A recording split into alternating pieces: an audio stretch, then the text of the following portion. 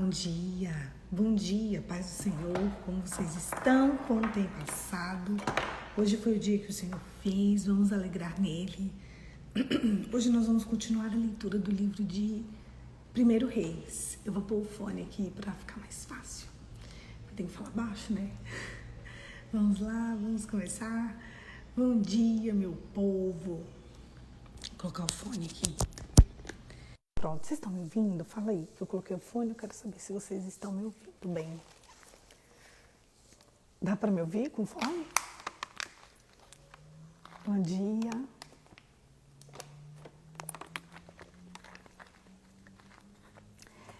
Esses dias que eu estiver viajando, vamos fazer 6h30, porque fica ruim, eu não consegui achar uma iluminação boa pra gente fazer, tá? No nosso horário. Aí quando eu voltar para Brasília, a gente volta para 5h45, tá bom? Vamos lá, vamos começar? Bom dia, povo. Hoje nós vamos ler 1 Reis 17. Elias prediz grande seca e é sustentado pelos corvos. Gente, essa palavra é muito forte, meu Deus.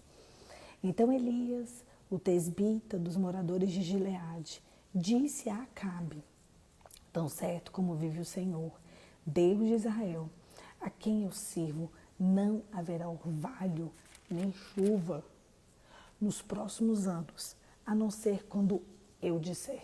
Eita! Então a palavra do Senhor veio a Elias dizendo: saia daqui, vá para o leste, esconda-se junto aos ribeiros de Querite, nas imediações do Jordão. Você beberá da água dos ribeiros, e eu ordenei aos corvos que te sustente naquele lugar.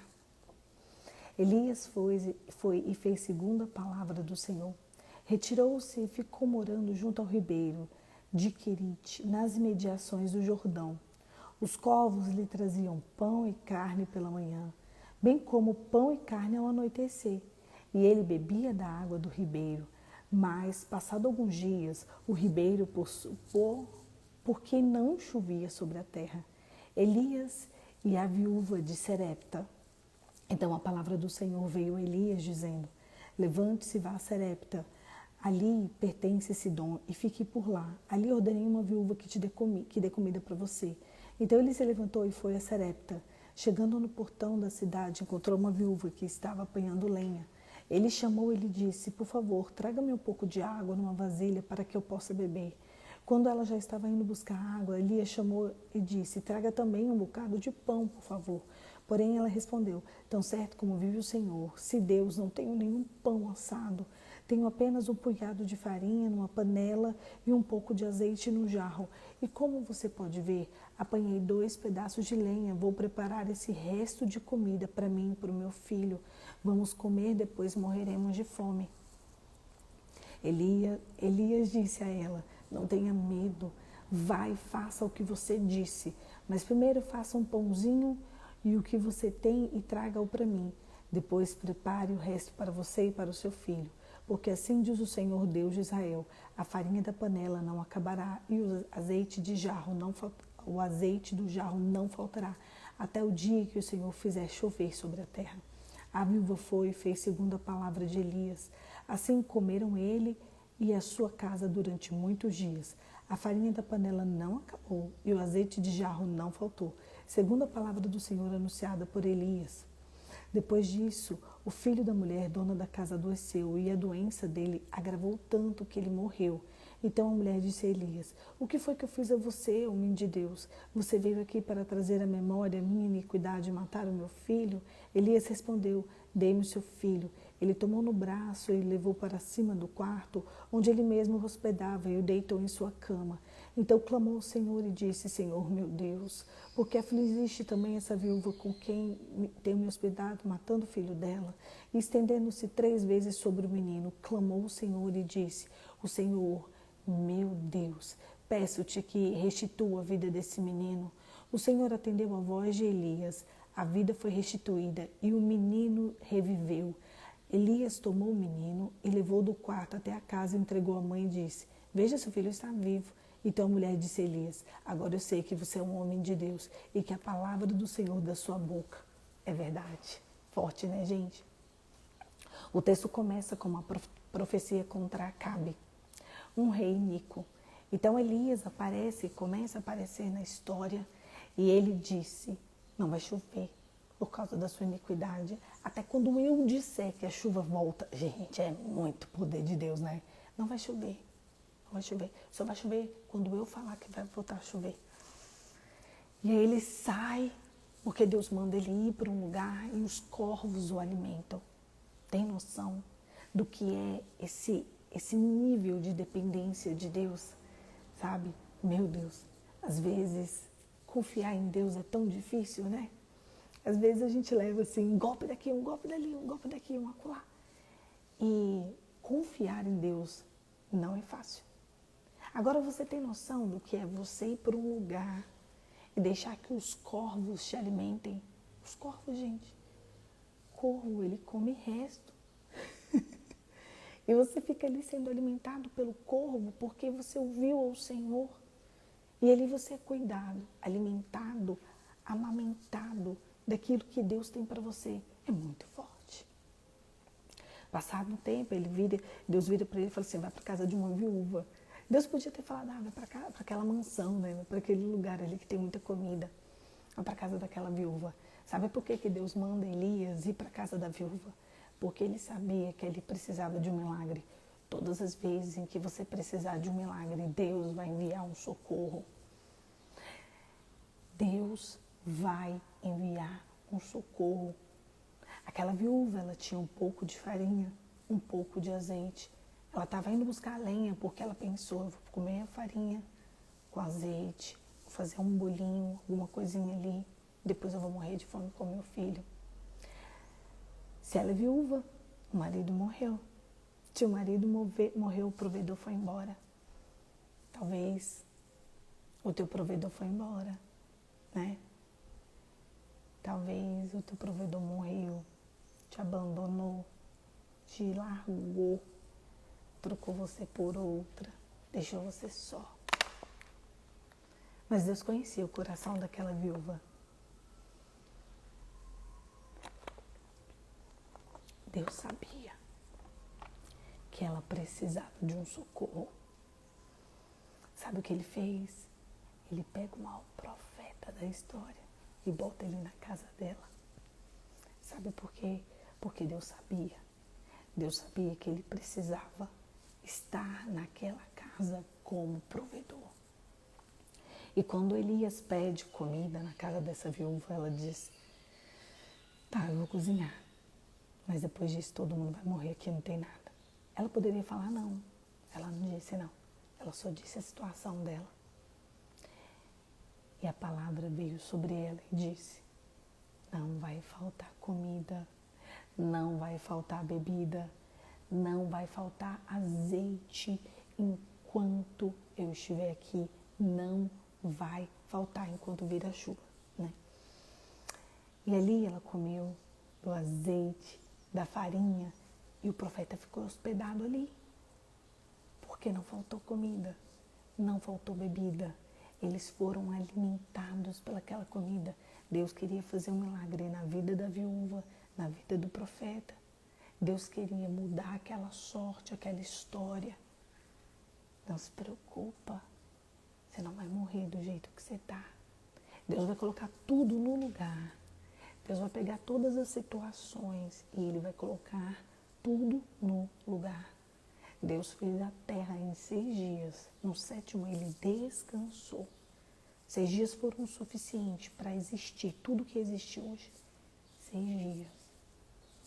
Deus, Ele faz das cinzas e do pó virar tudo o que existe.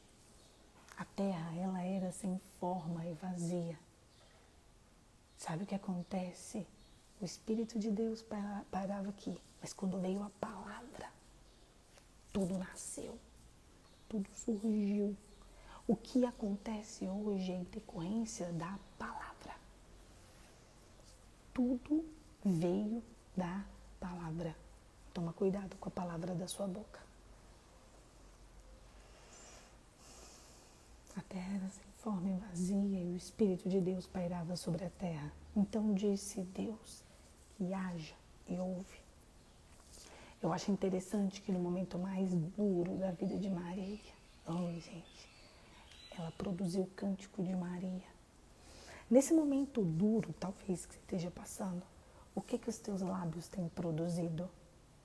O que o teu coração tem exalado? Qual é o nível das tuas lágrimas? Onde está o teu coração? Ali estará a tua resposta. Quando Maria foi cheia do Espírito Santo e Jesus habitou dentro dela, isso bastou. Porque ela estava cheia de dentro para fora. Ali ela recebeu cuidado, atenção, ali ela recebeu maná, ali ela recebeu tudo que ela precisava. Aquilo bastou, porque ela estava cheia. É interessante que às vezes a gente olha assim para as circunstâncias e pensa, meu Deus, cadê Deus nisso? Deus, você não viu isso? Deus, você não viu? Deus viu, gente. Deus estava onde você não estava. Deus viu o que você não viu. Deus foi lá e é por isso que a situação está do jeito que está. Deus, Ele viu. Deus viu, Deus fez, Deus sondou corações. Deus é Deus e é por isso que Ele te guardou e me guardou. É por isso que Ele nos colocou aqui juntos, para estarmos conectados com a palavra. A palavra muda história, gente. A palavra muda circunstâncias. Adorar a Deus só num lugar lindo como esse aqui que eu tô. É fácil, né? Sentir Deus quando tem os passarinhos cantando, ali tem uma piscina, ali tem um mar, ali tem um lago. Isso aqui tá fácil. Tá fácil o cheirinho.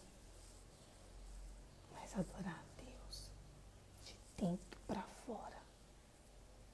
Como é que anda o seu coração? Como andam as tuas circunstâncias? O que o teu coração tem produzido nesse tempo? Foi interessante que eu fiz uma oração. Eu disse para Deus que as coisas estavam meio estranhas. E eu falei, Deus, eu não sei se o diabo está querendo tocar na minha vida. Não deixa não, Senhor. O que eu tiver que passar, que for a mão de Deus, eu quero passar. Sabe por quê? Porque a mão de Deus vai me sustentar. A mão de Deus vai me guardar.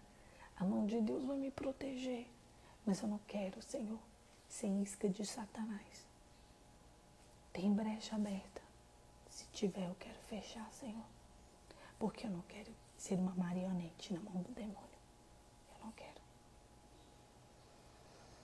Eu dormi. Quando eu acordei no outro dia, gente, foi começou. Um vento. Uma confusão. Uma situação que estava ok, virou. A outra que estava ok, virou. A outra, virou tudo. Todas as situações. Todas. A tal ponto que semana passada eu até fiz um post. Eu acordei, era 3 horas da manhã. E eu escutei uma voz e me disse assim, sabe o que você está vivendo? Kadosh, tempo de transformação. Eu coloquei no post, né? Aí eu fui pesquisar o que era Kadosh. Kadosh é um dos nomes de Deus. É um tempo de santificação. É um tempo de ser santo. E eu achei interessante. Mas aquilo ainda não me deu todas as respostas, entende? E no tempo de santificação, no outro dia o Senhor me deu uma visão. E eu fui levada na cruz. E eu vi Jesus apanhando muito. E quando Jesus apanhava, aquela voz me dizia, Olha o Kadosh aí. Eu já tava com o pé quebrado, gente. Foi depois que eu machuquei meu pé que eu tive essa visão. Não sei se hoje é quinta, não sei se foi segunda ou terça, né? Eu até coloquei no Instagram um pedaço dessa visão. E eu via Jesus apanhando. E aquela voz me dizia, eu estava assim durante o dia, e ele falou, isso se chama Kadosh, santificação. Quando a gente passa por processo de santificação, dói no corpo, dói na alma, dói no espírito. É difícil confiar, é difícil entender. É forte demais mesmo. É difícil. Mas no terceiro dia, ele ressuscitou. Você não falou, Polly, que aceitava? Dói no corpo, dói na alma, dói no espírito. Morre. Fustiga tanto que desfalece a alma. Mas no terceiro dia, ele ressuscitou para reinar. Eu olhei aquela cena e meu Deus. Meu Deus. Havia anos que eu não desmaiava. Eu tomei um remédio no domingo, porque no sábado eu me machuquei de manhã. Eu acho que aquele remédio para dor muscular foi muito forte. E quando eu fui tomar banho, no domingo de manhã, eu desmaiei. Até desmaiar, eu desmaiei. Tem muitos anos que eu não desmaiava. Dói no corpo, dói na alma, dói no espírito. Mas o Senhor envia anjos ao nosso respeito para nos guardar, nos livrar e nos proteger. Foi interessante que ontem eu fui para o aeroporto e eu decidi vir para essa viagem mesmo com o pé assim. Cheguei no aeroporto, já tinha uma cadeira de rodas para mim e tinha um funcionário disponível para cuidar de mim. Eu nem sabia. Ele não, eu estou disponibilizado aqui para poder ficar com você até te embarcar. E ali ele fez meu check-in, ele ficou com tudo, cartão de embarque. E ele me levou para onde eu queria ir, que eu queria ficar um pouco lá na sala VIP, que eu tenho direito. Aí depois me pegaram lá, me colocaram sentada num lugar bem legal no voo, em outro lugar. Guardaram minhas malas, depois tiraram as minhas malas, me deram. Aí na porta do avião tinha outro funcionário, aqui onde eu já estou. Esse funcionário pegou minhas coisas, foi comigo até o táxi, esperou o táxi chegar, me colocou dentro do táxi e eu vim. Quando eu cheguei aqui ontem à noite, eu pensei, é isso. O Senhor nos carrega no colo. Nesse tempo, um tempo em que a gente experimenta a mão de Deus, a gente tem colo, literalmente. Houveram horas que eu me desequilibrei e eles me pegaram. É difícil, gente. Eu fui conduzida. Eu não dei um passo no aeroporto. Um passo em nenhum dos aeroportos que eu pisei. Todos tinham uma pessoa disponível para me carregar. E quando eu era carregada, quando as minhas malas eram carregadas, eu pensava, é isso que Deus faz. Ele te leva ao extremo, mas Ele te carrega no colo. E é muito gostoso ser de Deus, porque a gente sente o cuidado do Pai. E eu consigo imaginar um pouco do que Maria sentia. E quando ela produziu o cântico de Maria, que está lá em Lucas 1, e ela diz, minha alma engrandece ao Senhor, meu espírito se consola em ti, o meu Salvador, que atentou para tua serva, para o temor do Senhor e mudou a minha sorte. Quem disse para vocês que Maria estava no tempo bom naquela hora? Quem disse para vocês que Maria estava vivendo exatamente aquela hora, o tempo apropriado? Não estava não. Não estava não. Mas ela se atentou para o Deus da salvação dela. Eu entendi. Você entendeu? Você entendeu aonde está? Onde está o teu coração? Ali vai estar a tua história. Essa viúva da história de hoje, ela tinha um pouquinho de azeite e um pouquinho de farinha. Ela podia guardar para ela. Chegou o homem de Deus na casa dela e ela disse: tá bom, vamos dividir. Vamos dividir. A gente come, mas não vai ter mais. Mas vamos dividir. Quando você entrega o tudo, Deus muda a tua sorte. Daqui um pouco o filho dela morre. Só que quem estava lá era o homem de Deus. Se o homem de Deus não tivesse ali, não tinha tido socorro para a alma dela. Mas ele estava. Quando ele chega, quando ele se estabelece ali, quando a glória de Deus vai para aquela casa, o menino ressurge, o menino levanta, o menino volta à vida. Sabe por quê? Porque Deus envia o socorro para os seus. Ai, gente, eu nem sei o que vocês estão passando, mas eu tenho uma palavra nessa manhã. E ela levanta, seja forte e corajoso, porque o mesmo Deus que mudou a história da viúva está aí na tua casa para mudar a tua história também. Está bem aqui. Está bem aqui para mudar a minha também. Feche seus olhos e vamos orar.